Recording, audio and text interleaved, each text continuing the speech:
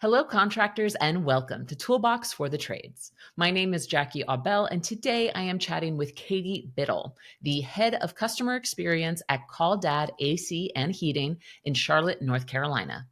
Katie spoke about how the $16 million company rolled out their rebrand, how the team uses virtual assistants to cover late night shifts, and their 5-year tech training program that recently got 500 applicants.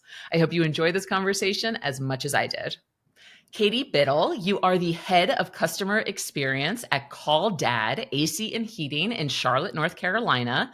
Call Dad grew from 10 million in 2022 to 16 million in 2023, and you guys are actually budgeting for 38 million in 2024. You guys have been named Inc. 5000's fastest growing privately held company for 2 years in a row, and you've been awarded the Customer First Award by On Call Air, which is a carrier ServiceTitan integration. Katie, I am so excited to talk to you today. Likewise, Jackie. Thank you for having me. Yeah, of course. So we're going to kick this off the way we do every single show, which is with an icebreaker. So if you could meet any living person for dinner, who would you pick and why? I would pick Elon Musk. Everyone wants to sit at the table with the person that made it. And regardless of what you think about his opinions or his political views, he's strange and interesting. And I think it would be a great experience to sit down and talk with him. Yeah, that's actually an interesting answer because I guarantee you it would likely be an interesting dinner to remember. I mean, I'm sure you would get some tidbits that you wouldn't get from just a normal person. Exactly. And he's not afraid to fail. That's for sure. Ooh, I love that. The not afraid to fail. Yeah, for sure. So we're going to go right into it. How did you get into the trades? So I was in college working a part-time retail job, and the CEO of Call Dad's mom walked in. She said, "I'm really impressed with your customer service. Are you looking for another job?" And I said, "Well, I may be. How much are you paying?" So I ended up going to work for her. And it's a very small upstart heating and air company. So I wore lots of different hats there, ordering parts. I did inside sales. I was the team. She worked there part-time.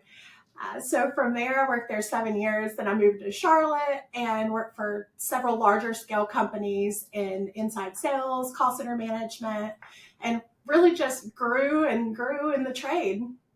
That's awesome. And so when you went to work at the other HVAC companies, you eventually came back to Call Dad? Oh, Call Dad is actually a different company. His parents sold that company, and then they opened up a different business when they moved up north. Oh, got it. And you're still with Call Dad? Yeah. Okay, awesome. Yes, it was a different company, a different named company back then. Very, very 20 cool. years ago. I love that your recruiting story because it's one that we've heard echoed on the show time and time again, which is, if you meet someone out in real life, out in your community who offers amazing customer service, like that's the kind of stuff you want to be doing to hire great people to help grow your business. There's a hiring shortage. We talk about it all the time on the podcast. So people say that they do exactly what the owner's mother did in your case, which was like, oh, this lady is super helpful, very nice. I'm going to see if she wants to work in HVAC. Yep. Funny story with that. We were on the way to Pantheon this year, the annual convention that ServiceTitan has. And I recruited for our dad. We'll talk about that later. But our dad, we recruited our Uber driver, who was someone who would be great for a sales position, and also the guy at the rental car place that really, really was super helpful and when our flight got canceled. Oh my goodness. So Dad, you recruiting in Florida. I mean, that makes sense, right? Because you guys are pretty big. So Call Dad currently has 8 locations in North and South Carolina. So you were Pantheon ServiceTitan's conference was in Orlando, Florida, and you were recruiting in Orlando. Actually, it was on our way from Charlotte to Orlando. Our flight got canceled, so we had to get an Uber driver. We had to get a rental car. It was a whole debacle. Okay, but always be recruiting. I love that. And I'm sure that your passion for HVAC helps in that recruiting. And when you and I first spoke and we decided to have you on the show, you talked about how passionate you were about HVAC. So I was wondering if you could tell us a little bit about what makes you so passionate. Absolutely. I don't like to be bored. And in HVAC, there is never a dull moment. In busy season, you're almost on autopilot. It's muscle memory. What have you done for years and years that just kicks in that it's almost fight or flight. The phones are ringing so busy and you're just doing what you do. But in shoulder season, I get the chance to work on a lot of passion projects. I just redesigned our memberships. I write a lot of copy for our marketing team, which I don't get the opportunity to do quite as much whenever we're super busy. And then work on processes and procedures that'll help us create that infrastructure for our growth for the following season. Never a dull moment. I'm never bored. Yeah, and you guys are growing at a tremendous rate. I mean, I mentioned it at the top of the show. You guys went from 10 to 16 million in a year. You guys are looking to, I mean, 16 times 2. You're looking to more than double in 2024, which is when this episode is going to air. I know that you operate out of the Charlotte location, which is the headquarters. You have 8 locations now. So as someone who's the head of customer experience, I'd love to know how you give that homegrown touch to every call. Okay, great. We are having to move more away from that because we are so well known now. We'll do people's rental properties in other areas. We'll do their vacation homes in either Charleston or Asheville. When we are really focusing on giving that hometown touch, we all the time get a question. Where's your office? And we have a list of locations, all of their addresses, phone numbers, the staff at that location. So they're prepared for any question that comes that way. But the biggest one is, where's your office? So in our Hickory location, we train our staff to say, oh, we're right off Tate Boulevard. Just like you're around the corner. Of course, we're in Charlotte, but they don't know that. Yeah, exactly. And I know that's something that's really important for a lot of service companies that I have on the show. They really love the opportunity to talk with their customers and be connected to the community. So as someone who's so focused on customer experience, it's probably something that's very important to you that you give that feel, even though you guys are growing at a pretty rapid rate at this point. Exactly. We still do that. It's just a little bit more difficult now that our tagline's comfort to the Carolinas, and we're growing and branching out. So people are picking up on that as we go. Oh, I'm sure. I'm sure. Have you ever had a customer that's like, I know Hickory and I have never seen your HVAC location down there. Have you ever run into that? Um, not so much. I mean, we just rebranded fairly recently. So when we had our old company name all the time, like, you're so big, I've never heard of you. Well, we never advertised really besides the internet. So there were a lot of people that had never heard of us before.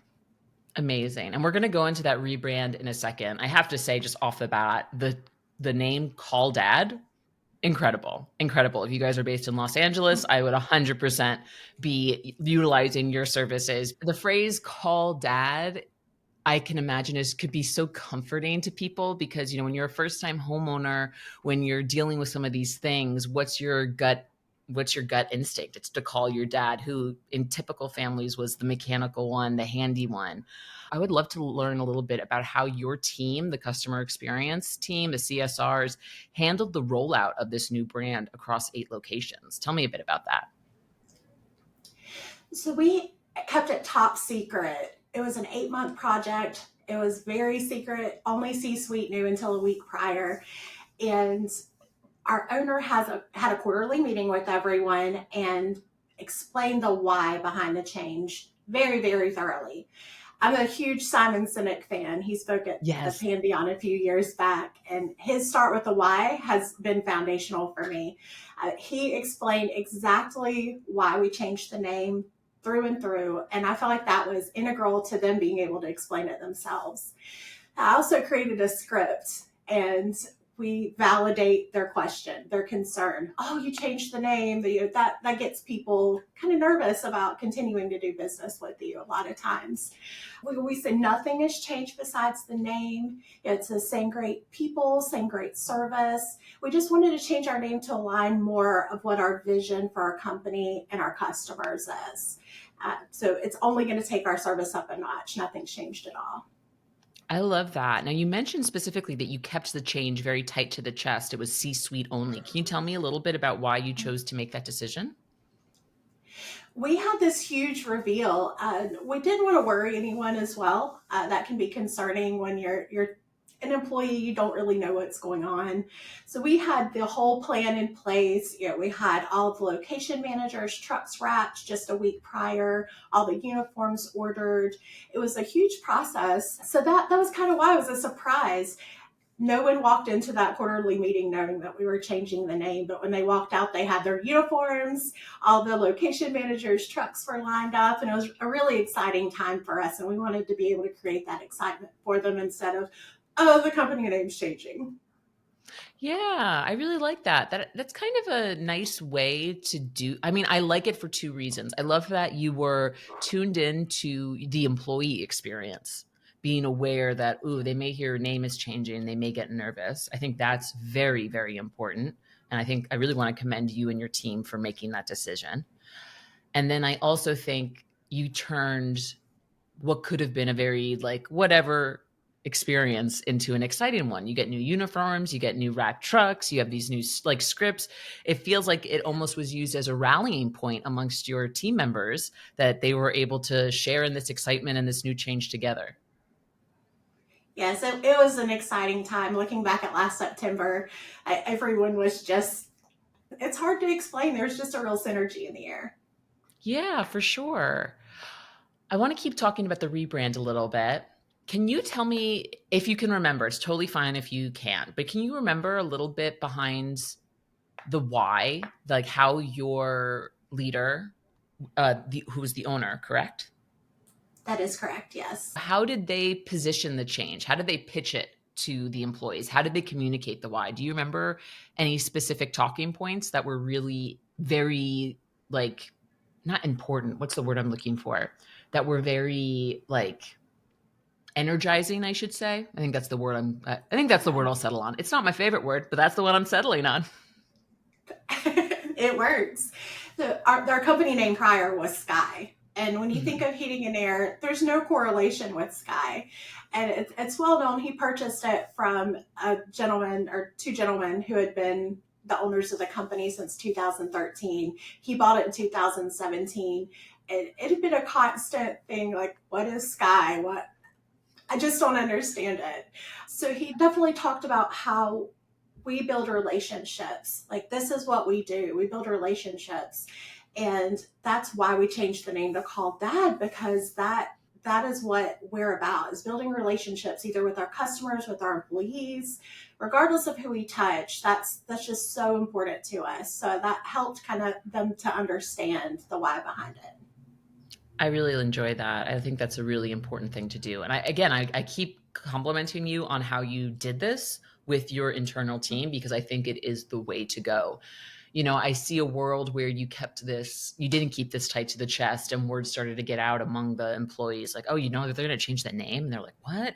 And then all of these rumors start floating about and people are making assumptions. So I think the way that you did the grand reveal, you got people excited, you had a speech and a position statement ready for why this was happening. I think it probably really made a difference amongst your employees. So we recorded his speech as well, and we show it to all of our new, it's part of our onboarding process now as well. Oh, So I they get love that that. why.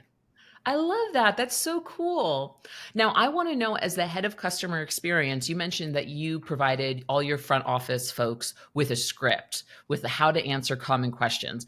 Can you tell me about your process for how did you even begin to start thinking about, okay, what are all the questions that we could possibly get from customers? Like, how did you go about developing that script?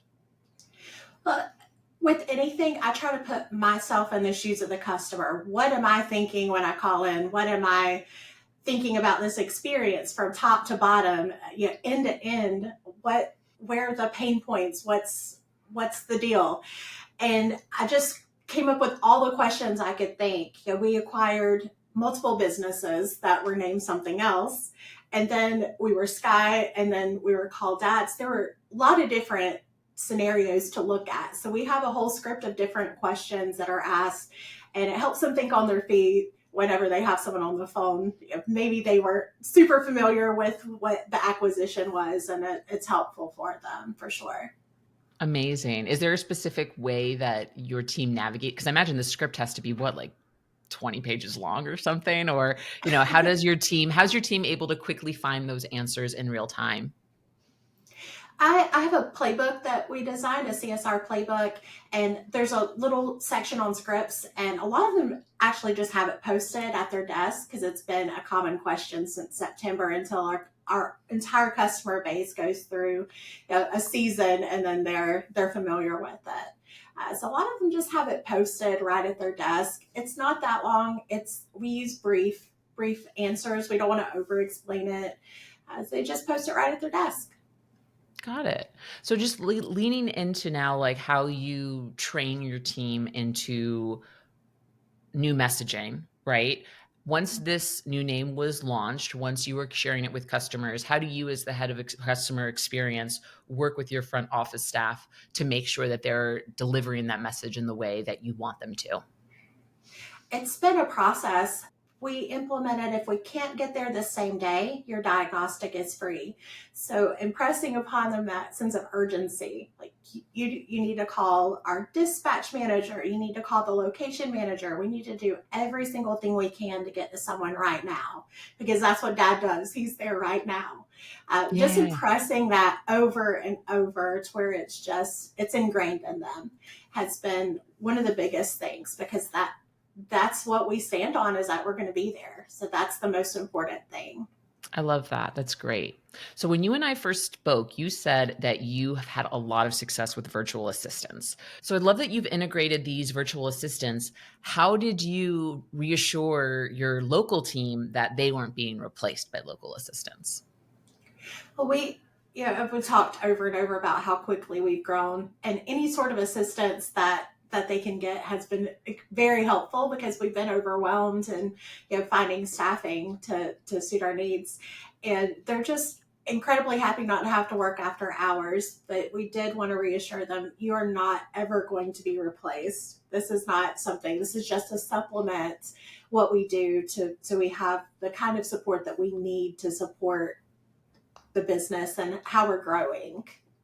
Got it. So you got your local employees buy-in as you integrated with this virtual assistant team. Do your local employees also help onboard the virtual assistants and work with them directly? Some of them do, yes. Our more seasoned team members will jump on Teams calls, and my inside sales coordinator will explain kind of the sales process and do some scripting and role playing with sales appointments and setting up comfort advisor appointments. Memberships, I have a lady who is great with memberships that'll jump on. Yeah, they have a lot of communication with them as well because they do work some during the day as well, so they can hit their 40 hours. Excellent. So the virtual assistants work 40 hours. They do, yes. And we have 3 on the customer service team now. Wow, that's incredible. I have to ask this question because I've seen it come up in a ton of ServiceTitan webinars, and also on, just feedback I've seen on our masterminds group and our Toolbox for the Trades group. Do you ever get folks who are calling in who are local to the Call Dad service areas who get one of your virtual assistants who are overseas and are concerned? Maybe they hear an accent that they don't recognize. Is there any type of pushback in that way? We have had a little bit of that from time to time, not as much as you would think. They're good at dodging the question, and we do service a lot of rural areas where they may not be as open to speaking with someone in the Philippines as someone else would. But they do a good job at dodging the question, and their customer service speaks for itself. If you're giving good customer service, you're less likely to ask that question. Yeah, I 100% agree with that. And I think it's brilliant the way that you're utilizing this team virtually to make up for these after hours times where your employees want to usually be with their family. But Yes. yeah, that's a question I've seen come up a lot with folks that are investing in virtual services to help with that overflow. And so, given that you've pretty successfully integrated a virtual assistant team at Call Dad into your local team, I'd love to hear any advice you have for folks listening who are thinking about implementing virtual assistants into their workflows. What would you recommend? The first thing is to find an agency that provides what you need. It depends on what you're looking for. Are you looking for customer service? Are you looking for accounting? What is your need? there also are different pay scales that they offer, different support from the agencies that you get as far as timekeeping and making sure they're on task. So finding the right agency is first and foremost the biggest thing. And then providing a very robust training for them, because they don't know, typically don't know much about the US or heating and air or plumbing or whatever trade it may be. So having them to have a basic understanding of it is also super important. I really love that answer. And one thing I'm noticing as I speak with you, it sounds like you're really talented at taking in other people's perspectives, or not just you, I should say the Call Dad leadership team, thinking about other people's experiences, whether that be your employees, whether that be your customers, and making sure that you're answering any questions that may come up. So it sounds like you're very proactive in your communications. We try. That's one of our pillars that we stand on, is that we foster communication. Did I just guess one of your pillars? You did. Well, honestly, How long you?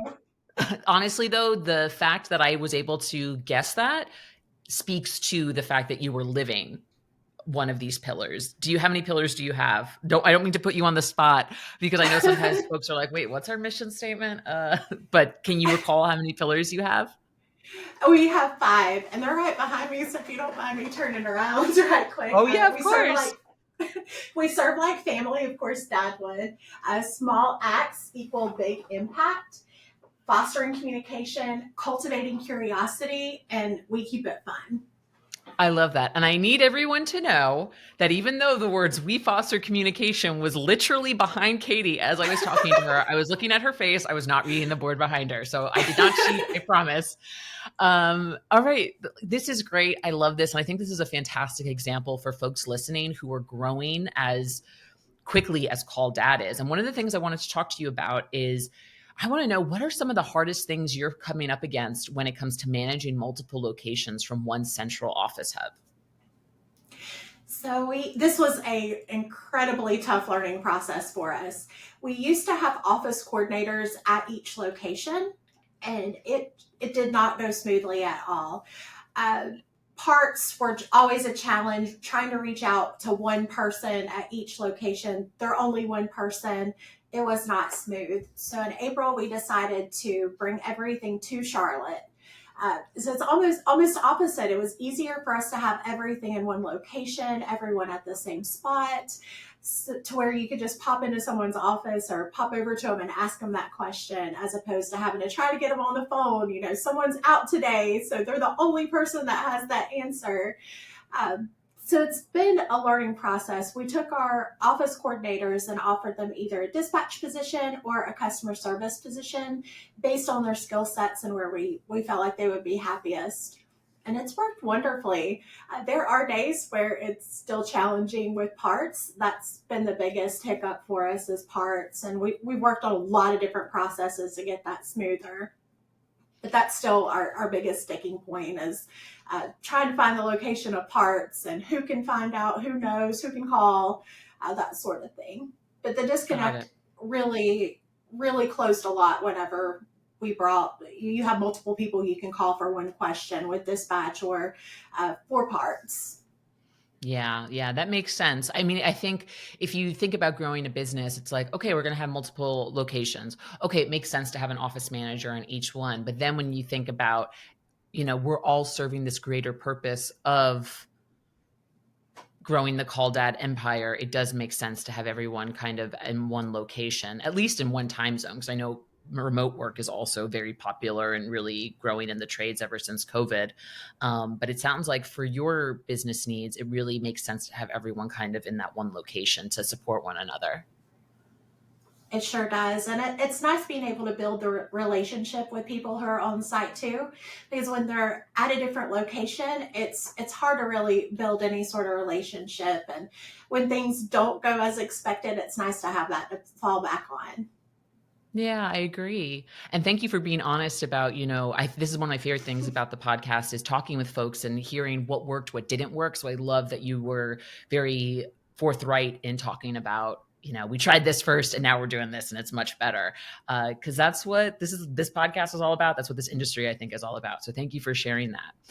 So we're going Right. to pivot a bit to recruiting because you've mentioned a bit now about recruiting, about onboarding. And before we go into Dad U, which I believe stands for Dad University, is that right? Sure does. Amazing. Okay.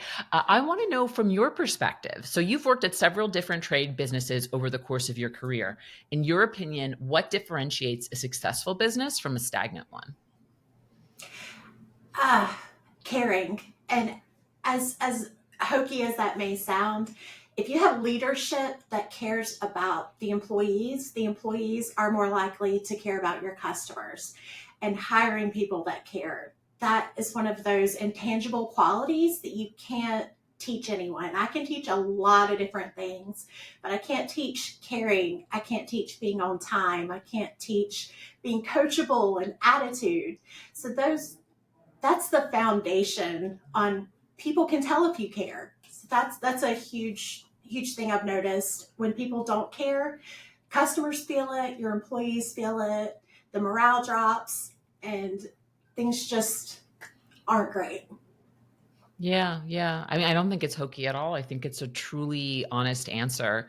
I think if you're just focused on, let me know if you let me know if I'm putting assumptions on you, but when you say caring, I'm thinking of having a business that cares about its people, meaning its external Exactly. customers. It's not just caring about the numbers and the growth numbers and revenue and all of that stuff. So giving it that human touch, like a dad would. Exactly. Yeah, you're exactly right. And of course you have to have operational excellence as well to Of grow course. and to do good things. But as far as the foundation of what I've seen over and over in working for multiple companies, the ones that care are the ones that are successful. Yeah, I agree. So let's talk about Dad University in that way, right? Sure. I This is the training school you guys have set up to meet your workforce demands. So tell me all about it. Yeah. So this was our answer to the staffing shortage. Anyone in the trade knows there's a staffing shortage. There has been for quite some time. It's not getting any better. They're not falling out of the sky anymore. So we have a 3-year program, and they start in the classroom, and then they alternate between the classroom and the field, so they get hands-on and classroom experience. It's a 5-year commitment, 3 years in the school, and then they're required to be here 2 years. It's a complete $42,000 investment per student from us over the course of the 3 years. But when they come out, they're EPA certified, they're NATE certified, they have their journeyman certificate from the state of North Carolina, and they're Wow. paid along the way. There are 4 different levels, and each one comes with a pay increase. You have more knowledge, you're paid more, you're able to do more. One of our top technicians is actually a Dad U student, our very first class. That's been really exciting to see someone have so much success and such great numbers through that. We're getting ready to start our 5th class in just a couple weeks. We have 20 students and over 500 people that applied for it. And yeah, 500 My people. my jaw is on the floor for anyone who is not watching the video or if the camera wasn't on my face. 500. How did you get 500 people to apply for this? Well, we advertise in lots of local job hunting groups. Indeed is wonderful for us. Also, our instructor filters out a lot of them. She is a certified teacher, and she graduated from UNC Chapel Hill. She spent 4 years in the field as a technician, and we kind of refer to her as the mom of Dad U. She's a great lady. Oh, amazing. So you've just been posting in local communities where you want to serve. And what's your messaging? Do you talk about, these are all the things you get? It's a 5-year commitment, but you're going to achieve X, Y, and Z. So, because that's the one thing I was like, oh man, a 5-year commitment, that's pretty intense. That's longer than college. So I'm wondering how you weigh I mean, I know what kind of opportunities can be unlocked in this field, but it's still something that I think we're actively educating the general public on. So I'm curious, like, how do you sell that 5-year commitment? Like, give us 5 years and we're going to give you this. I feel like a lot of people want to be in the trades because they've heard how much money you can make, how wonderful it can be, but they don't know the pathway. They don't know what the opportunity is or how to get there. So when they see that, are you looking for a career, not just a job? It's really appealing to a lot of people. Like, we're showing you how to do it. We're showing you how to get from here to here. Yes, it's 5 years, but you're learning the entire time. And then after that, you have a 2 year commitment to the company because we've invested so much. And I think it's a fair trade off. And we always have a couple that fall out, but very few I haven't fulfilled their commitment. Yeah, I actually really like that because you're telling them the how. You're showing them the how. You're not giving them the, oh gosh, I feel like there's a clever way to say this, and it's not going to come to me at this moment, but I do really enjoy that you're telling them like the step-by-step process, because I actually think, comparing to the college model, which I tend to do because that was the model I went through.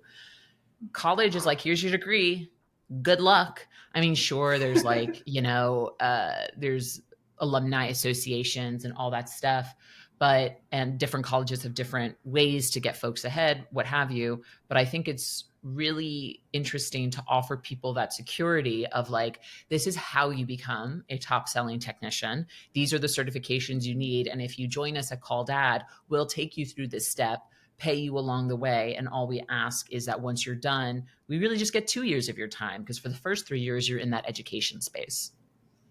And we're entirely transparent with them too as to what they're obligated to. And we're a great company, or at least I like to think so. So people want to be a part of our team, and 500 people applying, blown away this past time for sure. That's incredible. If I could give you an award, I would add it to one of the many awards that you guys have gotten. That is, I guarantee you are going to get some Facebook friend requests. You are going to get some emails after this episode airs, and people are going to be like, tell me how you did that. So thank you for diving into it. And I'm so happy we got a chance to talk about Dad U. Katie, I have loved chatting with you. I've loved hearing from your experience and the experience of your colleagues. Is there anything we should have talked about that we didn't get a chance to? I think we covered everything that we wanted to, that I thought would be helpful to other folks. And this has just been so enjoyable. Oh, well, I'm so happy to hear that. That makes me very, very happy. And just as a little shout out, I found you because you are a member of the Torch Network here at ServiceTitan. Yes. Yes, And I so am. so why don't you tell us a little bit about how you got involved with Torch, and, what you've seen since joining the group? So I didn't know what it was. I saw these signs at Pantheon that said Torch Network Lunch. I'm like, oh, I want a fancy lunch. What's that? So I reached out to our customer success manager and said, hey, how do I go about this? And I applied, got in, got my little swag bag, and then got into my first Spark Sessions meeting, which you meet with people, other contractors, and you just talk about specific things. Like our last week was customer service, and you all share ideas and experiences and what you've learned from throughout the session and throughout your career. And it's been really helpful. There's one lady in particular that we're similar size, multiple locations, and we've been running things by each other. It's definitely a good value.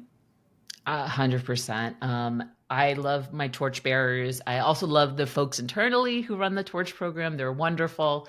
So thank you for sharing your story here on Toolbox for the Trades. Katie, it was a delight talking to you. Thank you so much for joining me. Thank you for having me.